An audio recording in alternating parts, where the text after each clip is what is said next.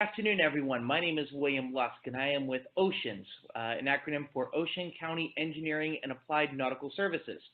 Real fast, OCEANS LLC is a Jacksonville-based service-disabled, veteran-owned small business that provides consultation services to commercial and government clients in the design, management, and implementation of effective and sustainable multi-domain security and information sharing solutions.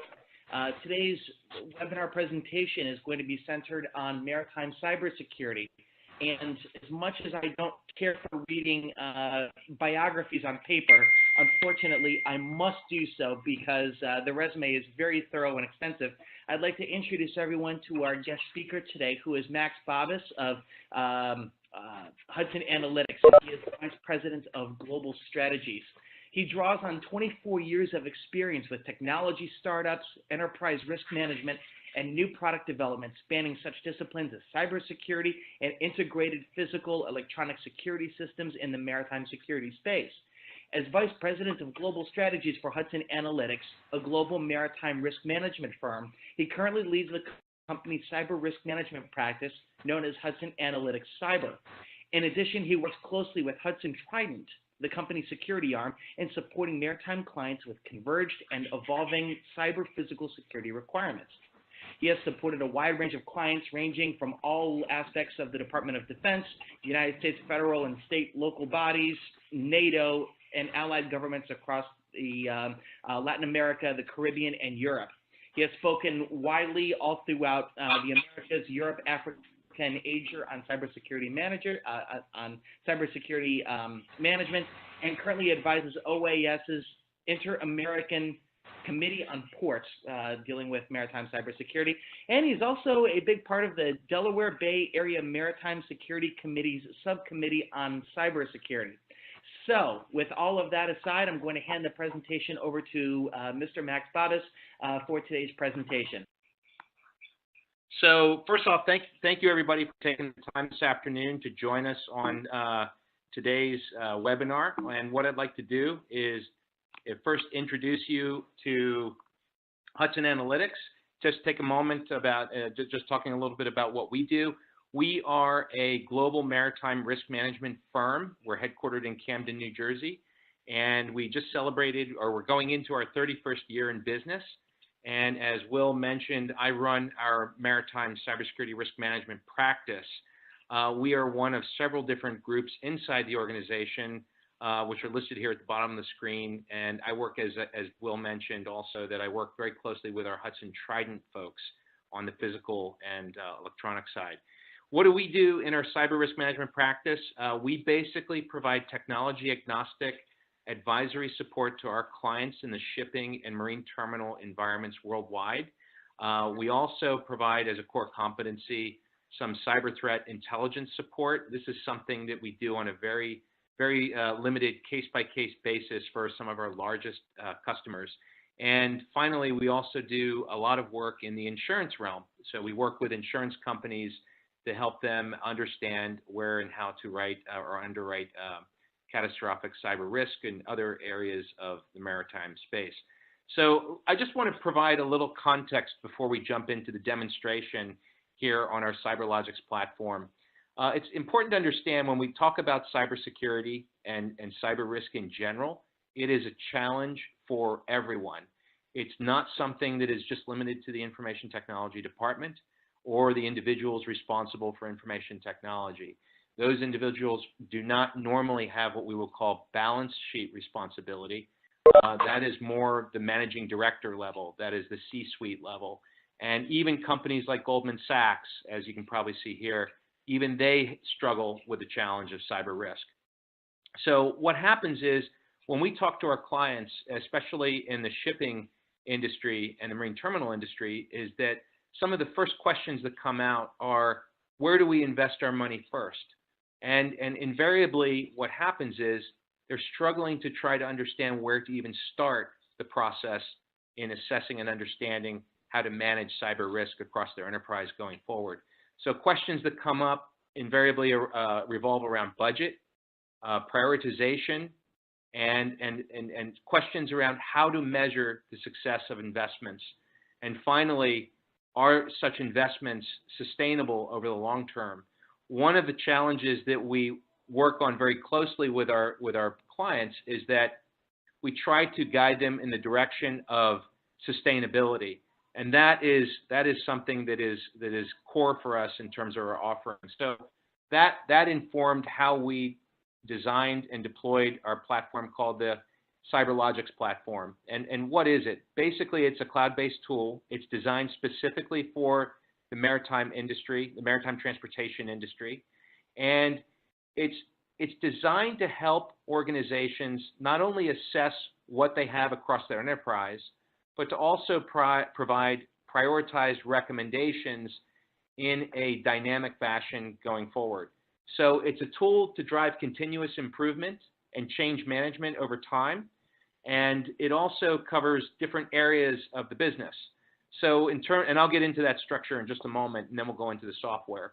But the objectives of the tool and the platform overall are to strengthen the organization's cybersecurity capabilities and to implement a sustainable tool to help the consistent evaluation and benchmarking of capabilities. What we always find, and it shouldn't be surprising to us, at least on our side anymore, but really what it does is the program drives information sharing across individuals who normally don't interact on the subject of security. And what that does is it drives cultural change inside an organization. And that, in what we find in working with our clients, is some of the hardest things these are some of the hardest things to do inside a company. We also get asked, what are the standards that this program is based on? What we've done is we've based them on the NIST cybersecurity framework. We're also believers in the attack informing the defense. And so we pull in information regarding the Center for Internet Security's critical controls and also the best practices articulated in the ISO 27001 framework. And because in the maritime world, organizations are regulated, compliance is a major concern. And so on the transportation side, on the shipping side, the BIMCO guidelines come into play. And we also provide alignment with the IMO's upcoming guidelines on cyber risk management, which come into effect in 2021. We're also harmonized with the ISPS code, the ISM code, and the TMSA3 elements. The reason we do this is because inside maritime companies, a lot of investments have already been made that drive cybersecurity capability in different areas of the organization. For example, when we talk about things like access control to a vessel or a maritime or a regulated facility on the shore side, the ISPS code comes into play, but access control also plays into driving cybersecurity capability. So what we attempt to do is we identify areas inside the organizations where investments have already been made and that can be further leveraged to the benefit of the organization to support an integrated cybersecurity program, or I would prefer to say a cyber risk management program. So some of the benefits to the program, our intent is to drive high return on investment. In the past, a lot of organizations have traditionally spent professional services dollars on cybersecurity experts coming in and helping them better understand and guide their program development on managing cyber risk. So what we recognize in the global market is that there's a skill shortage on cybersecurity. And so we're leveraging technology to bring that expertise across a broad spectrum of organizations. And in some cases, we're actually seeing return on investment as greater than 50 to 1 dollars when you compare it to billable hours and whatnot. So it's designed to save you money. In terms of operational performance, it's designed to provide customized on-demand reports and prioritized recommendations. And you'll see at the end of our demonstration, I'll show you an example of what those look like. And there are no limit to the number of users who can actually access the system. Also, what's important is the system's designed to support third-party audits. So if you are publicly traded or you have to have third-party auditors come in to support the board of directors, it's designed to support those activities and actually accelerate that process. And what the lawyers like, the in-house counsel likes to see is that it helps the organization drive towards implementing a standard of care that can be demonstrated to third parties. And then overall, it's designed to drive compliance ultimately with the ISM and ISPS codes, because under the IMO on the shipping side, cyber risk management is something that falls under the ISM code. So it provides a roadmap towards 2021 compliance. So how is the tool structured? There are 12 functional domains inside the system. These domains have been structured to align directly with a modern maritime transportation organization. So when we look at things like the physical domain, that's the domain where you would see elements of the ISPS code come through. The ICT domain, of course, is where you'd see elements of information technology come through, and then all the other areas of the business. Now, what we've also done is we've structured these 12 functional areas across 3 maturity indicator levels, what we call domain maturity indicator levels 1, 2, and 3. The DMIL 1 level, the assessment activity of DMIL 1, those are foundational practices and controls that we would see inside an organization. These are the kinds of capabilities that we would look for as a starting point for an organization. And as organizations drive towards higher levels of cybersecurity capability, you would start to see improvements and greater representation of capabilities in the DMIL 2 level, which is what we would see in the implementation side. And then ultimately, as companies and organizations drive towards higher levels of cybersecurity maturity, you would start to see that reflected at the DMIL 3, what we would call the optimization level. So finally, the output from these activities are reports that are dynamically generated. And what you see here on the screen are screenshots of some of the core areas of the reports. This first page, actually, the first page is a cover page. The second page here, under where it says the executive summary, it provides key performance indicators across each of the 12 domains. This one page is designed to help organizations or individuals inside of organizations use those outputs to help inform discussions and planning at the C-suite level. So if there's a CEO or managing director who's looking to brief a board of directors, they can actually use this information to help inform those discussions. And it's also used to help inform the investment planning process as well. The scoring function, scoring is actually performed at every level. So we score organizations at the domain level and then across each of the DMIL levels. So there are multiple scores that ultimately roll up into a single score against which organizations can benchmark future progress. And then on the right side, I don't expect you to read the actual details in these screenshots, but then on the right side, the bulk of the artifact, the bulk of the document that's actually generated as part of the output is a list, or actually I should say a detailed breakdown of prioritized recommendations organized by functional domain. And again, our goal here is to leverage technology such that organizations can use it to help inform in the continuous improvement process across their organizations for managing cyber risk. So in this case, if you have an organization that completes an assessment, they can actually run the report. If they step away from it for a week or two, they can actually come back to the report. The report provides guidance for people who don't have any background on this subject to help them understand how to navigate that process, interpret the results, and take action on those recommendations within their own organization. And they've been prioritized and structured inside the document such that individuals without any other outside influence can simply work down from the first to the last recommendation. So what I'm going to do now, I'm going to jump out of the PowerPoint. Nobody really wants to spend a lot of time looking at PowerPoints. And I am going to log into a live system so you can see what it actually looks like.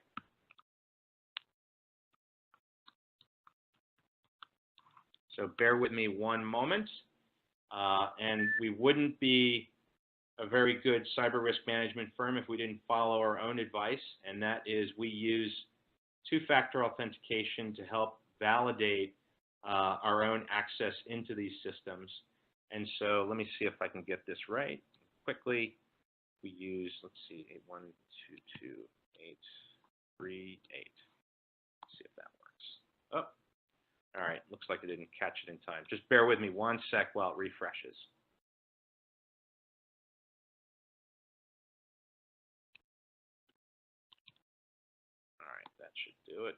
There we go.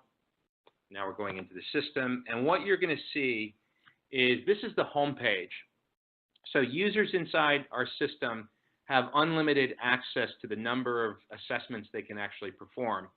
Organizations that have a desire to actually perform an assessment every week, I wouldn't necessarily recommend that, but certainly they can go in and do that. Each of these line items you see is an individual assessment inside of our organization. None of these are representing real companies. These are for demonstration purposes only.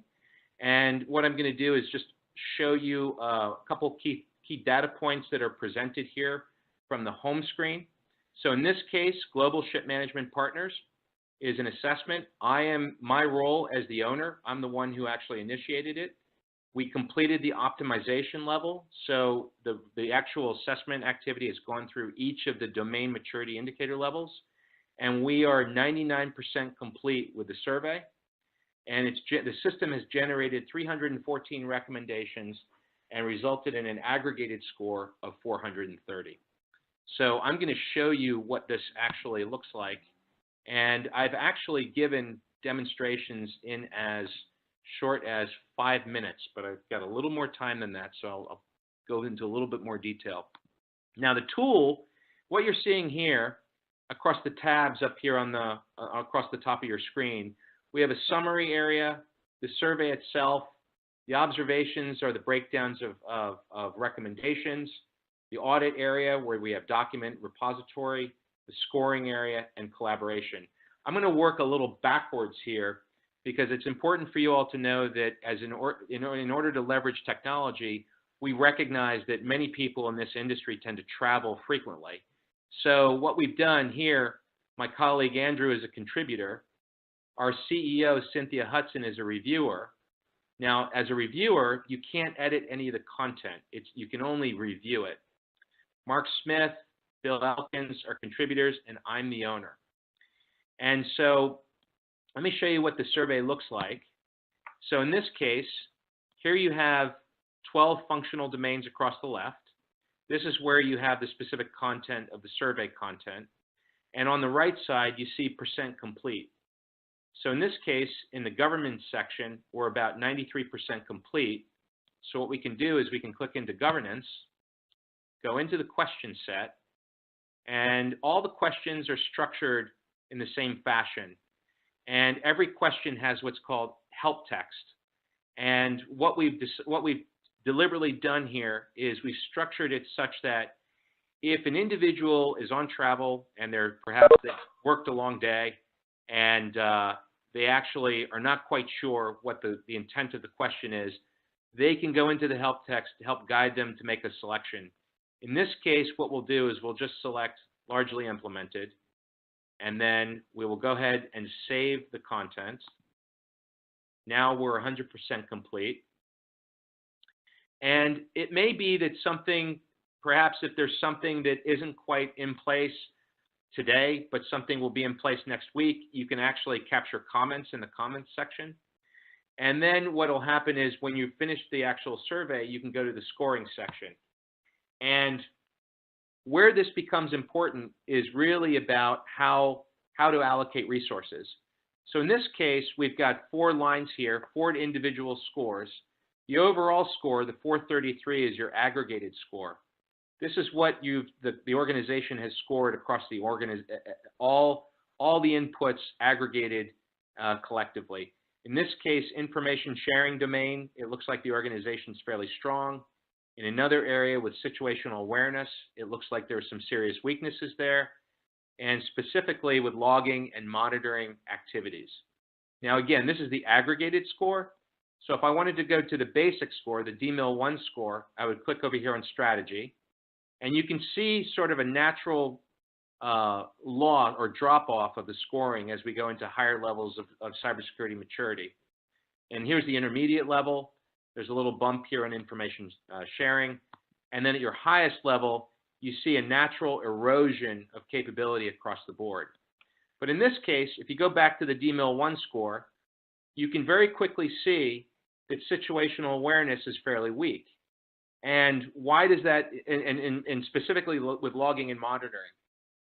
So it's interesting, fine, this is nice to look at. The question always gets asked, well, so what, right? So what do you do with this information? It's nice to know that logging and monitoring is something we need to look more carefully at, but then you can take this information, go into your observations section, and as it loads, you can actually help focus in and really determine where you need to focus your initial attention on the recommendations. So in this case, where was it? It was situational awareness and logging and monitoring. So in this case, we look at situational awareness domain. We have 30 recommendations, and the subdomain logging and monitoring appears here, and recommendations are provided for the user as part of a roadmap against which they can sustain their cybersecurity program. Here you have the management subdomain, and again, you have a series of recommendations that are provided in prioritized fashion that end users can actually start to work through as part of their overall cyber risk management plan going forward. So if I was looking at this company and I had no other data inputs, this is an area, logging and monitoring, that I would recommend the senior management to start focusing on right away, as opposed to, we go back to scoring, and we go back to the strategy score, and we're at the DMIL 1 level. You can see right away with physical security, the organization is actually doing fairly well at a basic level. And there might be a little bit of weakness here in management, but overall, you can see there's fairly strong representation of cybersecurity capability in the physical domain. And why does that matter here? So if I'm a non-technical executive in my organization, and I have my company security officer coming to me saying, we need to invest money over here in our access control capabilities, and I'm looking at this, and we see that right away that we have real weaknesses in logging and monitoring, I may now be more inclined to budget or allocate budget towards situational awareness capabilities to help inside the organization to bring our cybersecurity capability posture up. And this, in that sense, that alone, this becomes a decision support tool that executives and managers can use as they start to determine how to allocate resources, and resources being people, processes, tools, and funding. So those are precious in this industry. Most maritime transportation organizations, whether they're shipping companies or marine terminal operators, don't necessarily have the revenue that a Goldman Sachs has. So trying to understand and gain insights on where to allocate those precious resources becomes a challenge that now all of a sudden can be managed in a very efficient and sustainable fashion. And now that you've got a series of observations, I would also, one of the things that we also caution our clients on is not to get the sense that they have to implement, in this case, where was it, situational awareness. It's not necessarily needed that they implement all 30 recommendations, but it might be that over the next 3 months, as part of their program, they implement the top 2 or 3 even. And then at the end of that 3-month period, you reassess the capabilities, and then what will happen is the system will actually provide a separate or a new set of prioritized recommendations against which end users can take action on going forward. So the intent is not necessarily to work all these to zero, but it's to use these as a guideline or at least a roadmap forward in how to manage their cybersecurity program in a sustainable, cost-efficient fashion. And then I'll just wrap up on the summary section here. In the summary section, this is just a sort of a catch-all screen that has data from all the different aspects of the actual assessment itself. This information here across the top, this stripe, this is the same information that's found on the home page. This is summary information working left to right. It's per progress, so percent complete. And then here you have the number of observations. So very quickly you can see how many recommendations there are. You can also see very quickly whether or not documents have been uploaded for cross-referencing. And then you can see the scoring. And the scoring, this is your aggregated scoring here. And this is really a result of an aggregation of these 3 survey sets. The strategy score at 603 is an aggregation of the 12 different domains and their scores into a single number. So right away, you can see that workforce training, situational awareness, and program management are areas that we may need to start focusing on very quickly. And then we can see that governance, information sharing, physical security, companies doing fairly strong, or at least we're headed in the right direction. And then you start to see a drop off. Now, what's interesting is in the maritime space itself, we see a little bit of what I would call a little ski jump in capabilities on some of these subdomains. And the reason for that is that in the maritime domain, again, there are a number of activities that maritime organizations are doing to manage their risk that actually drive enhanced cybersecurity capability across their organization. So this is not unusual. We don't see that in other industries, but in this industry, it's been somewhat of a pleasant surprise. So on that note, I'll just wrap up with the reports. All the reports can actually be captured here. There's only one individual inside each organization where reports can actually be driven. You can actually have a full detailed evaluation report. You can run just a survey response report, in a sense, an evidence of the actual survey itself. You can actually run an observations only report. So this would be a sub-report on all the recommendations that you can then subdivide into categorize by domain. And then you can do a document summary and then just a scoring report. We are coming up with different types of reports and sub-reports as we go forward with the tool. And we are going to be launching several new ones this year based on some of the feedback from our clients going forward. So on that note, that's just a high-level quick introduction to our CyberLogix tool.